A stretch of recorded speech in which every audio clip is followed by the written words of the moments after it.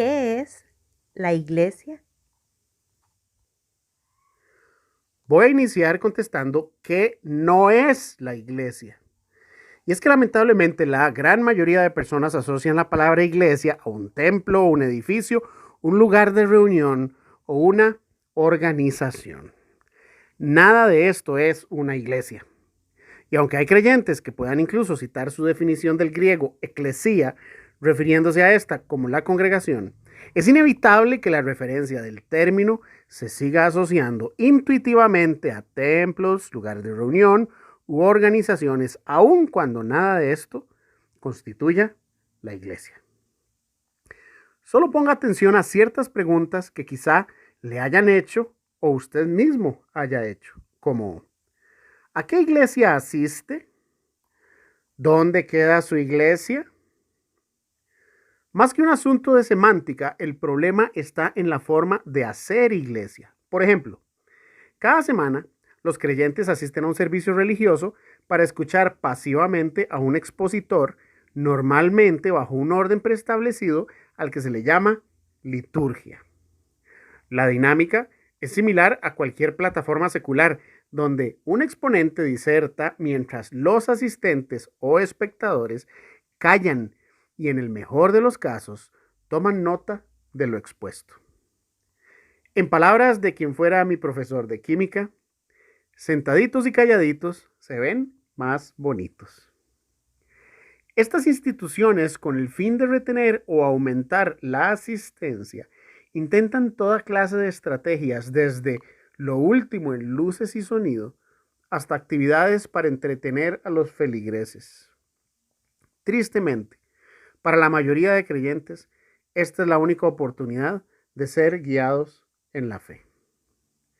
Para muchos se ha convertido en una especie de club social, una alternativa de fin de semana. Para otros, un culto donde sus asistentes luchan por cambiar su estilo de vida a modo de penitencia, cumpliendo reglas y lineamientos doctrinales que la denominación demanda. No hagas esto, no hagas aquello, o viceversa.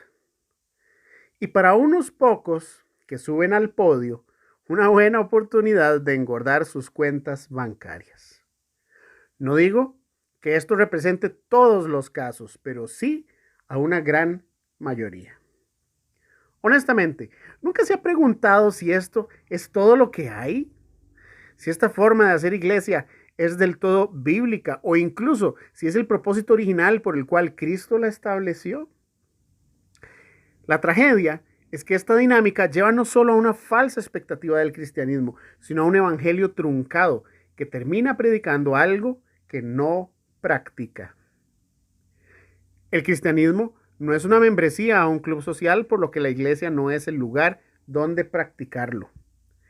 Tampoco es una pasarela para desfilar el orgullo espiritual y la vanidad de la justicia propia, o por el contrario, esconder o disimular la vergüenza del pecado. El modelo actual es una institución con un organigrama definido y separado judicialmente de sus miembros. Como institución cuenta con un gobierno jerárquico que define las normas y estándares de la misma. Así las cosas, los creyentes se sienten parte de dicha institución entre tanto cumplan sus lineamientos. Y de ahí la confusión a la hora de referirnos al término iglesia como una entidad aparte de los creyentes.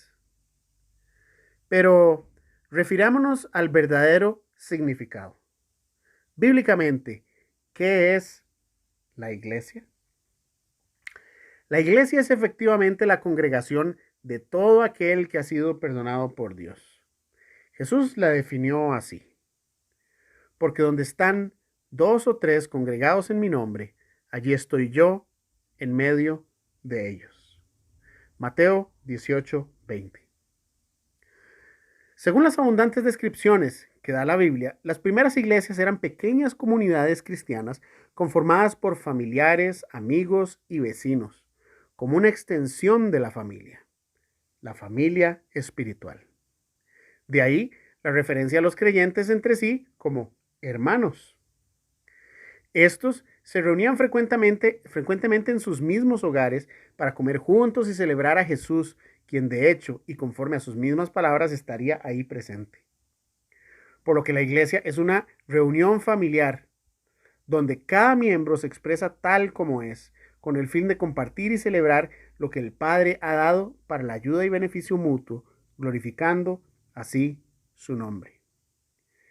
Cada creyente tiene un rol activo e importante, no solo en el desarrollo y crecimiento espiritual de la misma, sino en el establecimiento del reino de Dios en la comunidad. La iglesia es un ente orgánico. De ahí que el amor entre sus miembros es el eje fundamental que la distingue, tal y como ocurre en una familia. Para un creyente del primer siglo, la forma de referirse a la iglesia es que se trata de su familia. Por lo tanto, nunca habrían hecho preguntas como ¿a qué iglesia asiste o dónde queda su iglesia?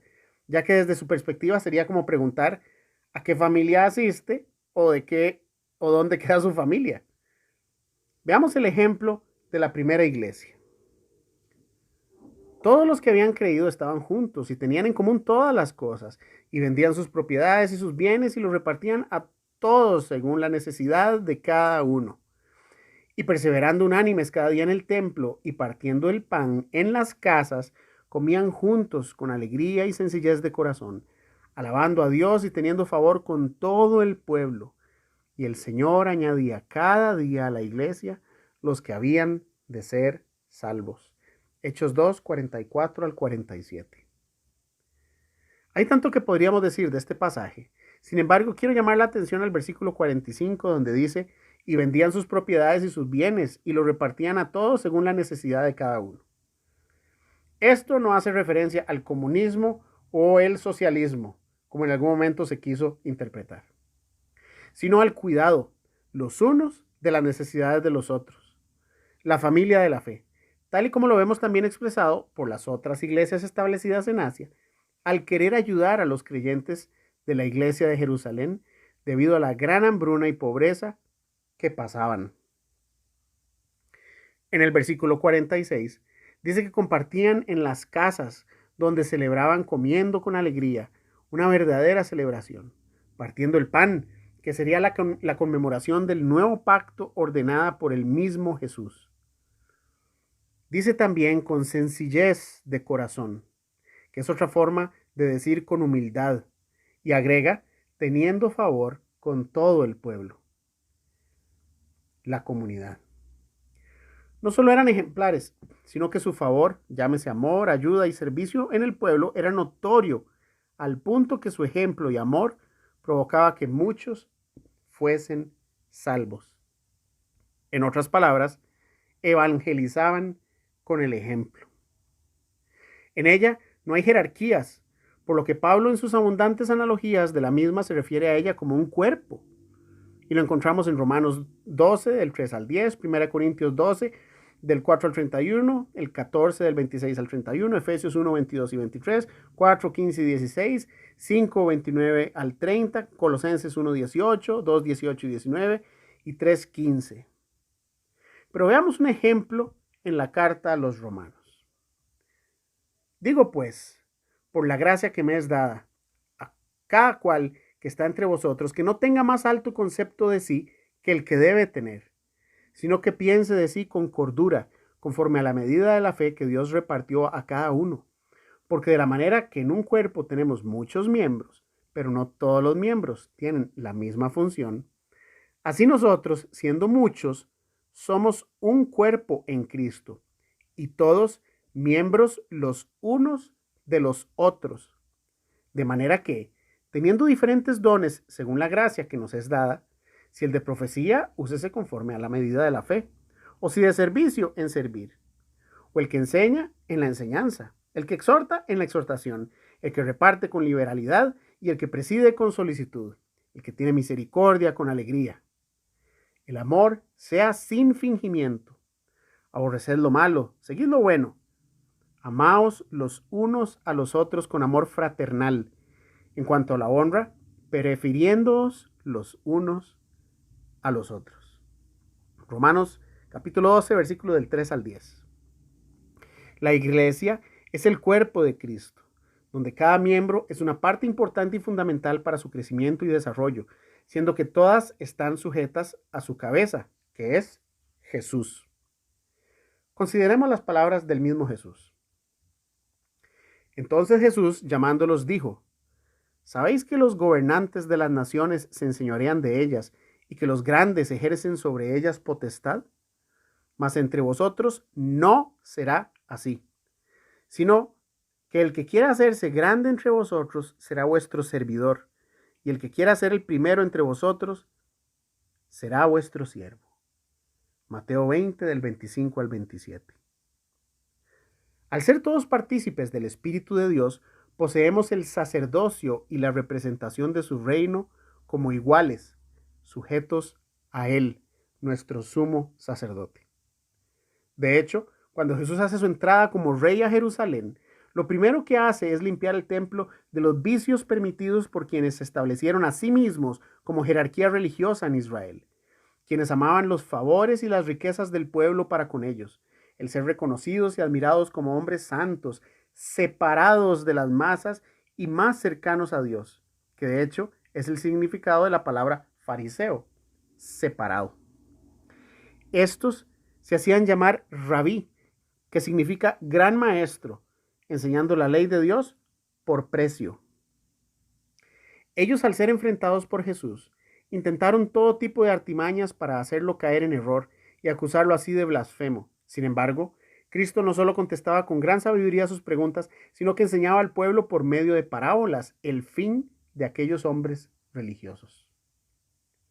Finalmente, Jesús se dirige al pueblo para advertir de este tipo de jerarquía o liderazgo, y lo hace de la siguiente manera. En la cátedra de Moisés se sientan los escribas y los fariseos. Así que todo lo que os digan que guardéis, guardadlo y hacedlo, mas no hagáis conforme a sus obras, porque dicen y no hacen. Porque atan cargas pesadas y difíciles de llevar y las ponen sobre los hombros de los hombres, pero ellos ni con un dedo quieren moverlas. Antes, hacen todas sus obras para ser vistos por los hombres, pues ensanchan sus filacterías y extienden los flecos de sus mantos, y aman los primeros asientos en las cenas, y las primeras sillas en las sinagogas, y las salutaciones en las plazas, y que los hombres los llamen Rabí, Rabí. Pero vosotros no queráis que os llamen Rabí, porque uno es vuestro maestro, el Cristo, y todos vosotros sois hermanos. Y no llaméis Padre vuestro a nadie en la tierra, porque uno es vuestro Padre, el que está en los cielos. Ni seáis llamados maestros, porque uno es vuestro Maestro, el Cristo. El que es el mayor de vosotros sea vuestro siervo, porque el que se enaltece será humillado y el que se humilla será enaltecido. Mateo capítulo 23, versículo del 2 al 12. Cristo estableció su congregación o iglesia para que cada miembro sea vital para el buen funcionamiento de ésta, cooperando los unos con los otros. Así las cosas, el sacerdocio está dado a todo creyente, haciendo uso del don con el que el mismo Espíritu le ha dotado, y no delegar en unos pocos el sacerdocio con muchos espectadores. Bajo este modelo bíblico, las Escrituras nos llaman a amarnos y honrarnos los unos a los otros, servirnos los unos a los otros, someternos los unos a los otros, estimando a los demás como superiores a nosotros. ¿Por qué? Porque somos miembros los unos de los otros. Este modelo dista mucho de la norma actual y deberíamos reconsiderar la verdadera comunión entre hermanos que Cristo planeó y así ser testigos efectivos de su amor. Su verdadera iglesia, la familia de la fe. Soy Fernando Coto y esto es Conoce el Camino.